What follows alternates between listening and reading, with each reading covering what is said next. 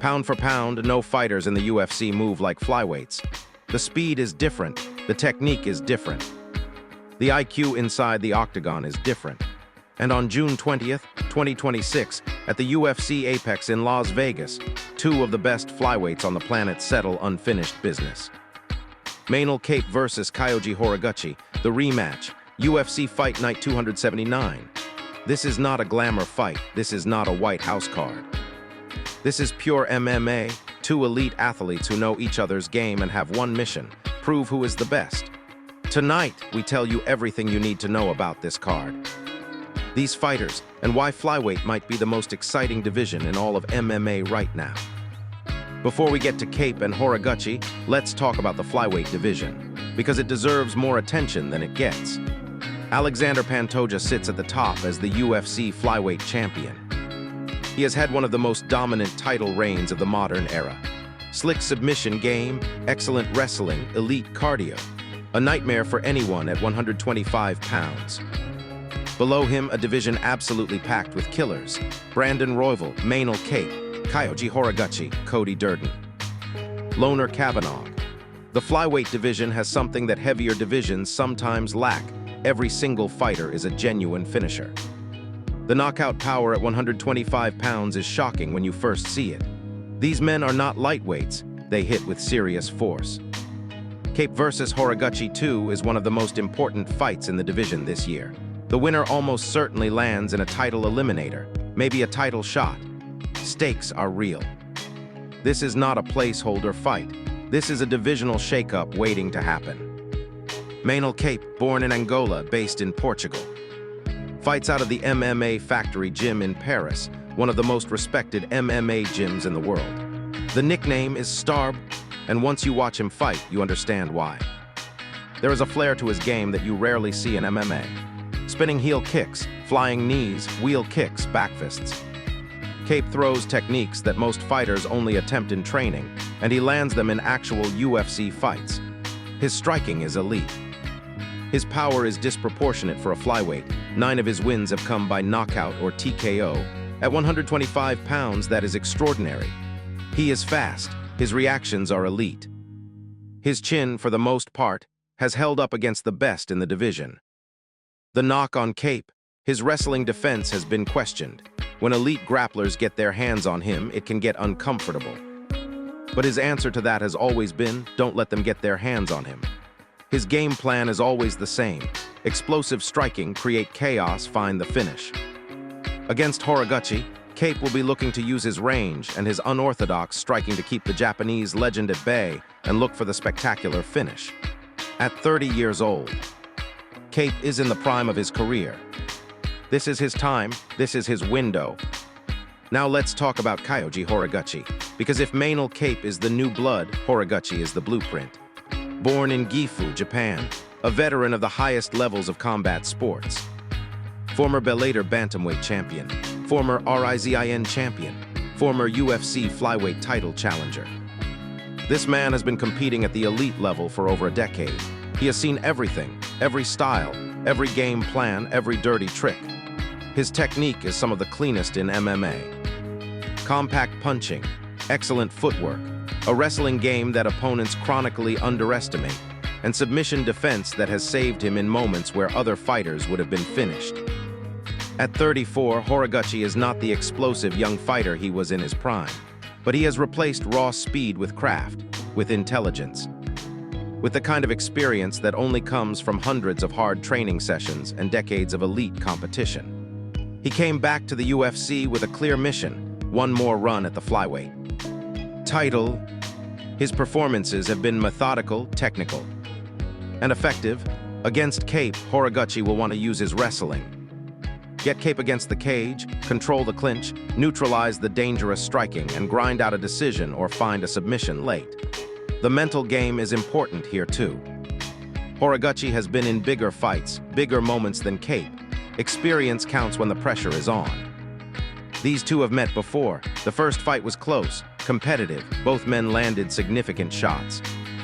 Both men showed their best and their worst. What changed between Fight 1 and Fight 2? Kape has continued to evolve his striking.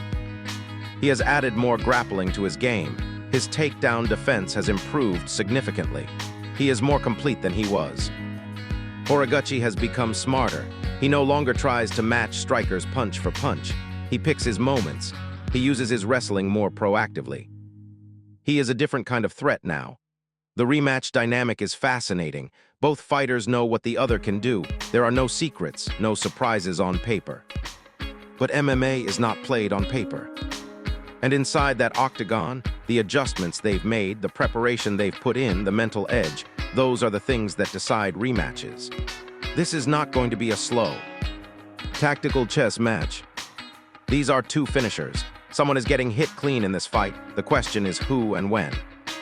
Let's run through the rest of the UFC Vegas 119 card because there is serious talent from top to bottom. Brandon Royval versus Loner Kavanagh in the co-main event. Royval is a top 5 flyweight who has been knocking on the door of a title shot for 2 years. Kavanagh is the young gun from Denmark, undefeated, dangerous, and hunting a signature win. This fight could steal the show. Cody Durden versus Ode Osborne at flyweight. 2 exciting strikers who both love to finish. If this doesn't deliver fireworks, nothing will. The card also features several up-and-coming fighters on the prelims who are fighting for their UFC careers. Always worth watching, because those are the fighters who will be main eventing in 5 years. UFC Fight Night cards at the Apex have a reputation for delivering. No big casual crowd. Just hardcore MMA fans and a TV audience that knows exactly what they're watching. This is a flyweight showcase, and if you're a real MMA fan, this is the card you stay up for. I want to take a moment to make a case for flyweight, because this division gets disrespected constantly and I'm tired of it. People say they don't hit hard enough.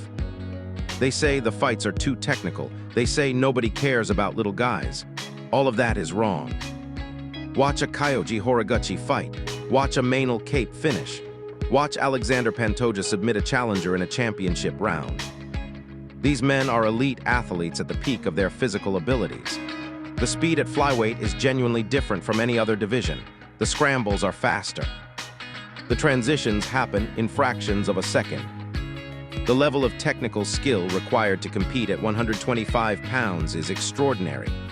The problem has never been the fighters. The problem has been exposure.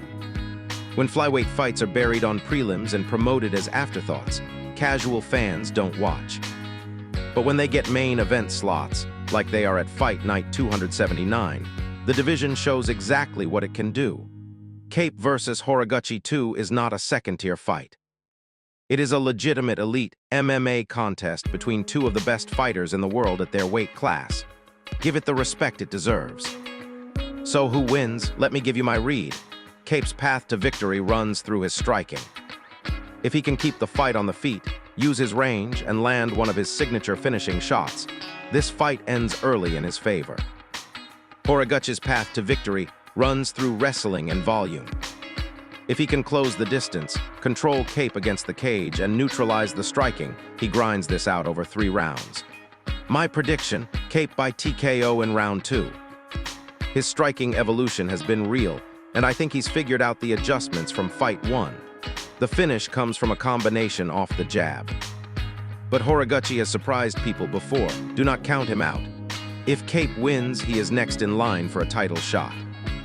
Pantoja versus Kape would be a legitimate 5-round war and one of the best flyweight title fights in UFC history.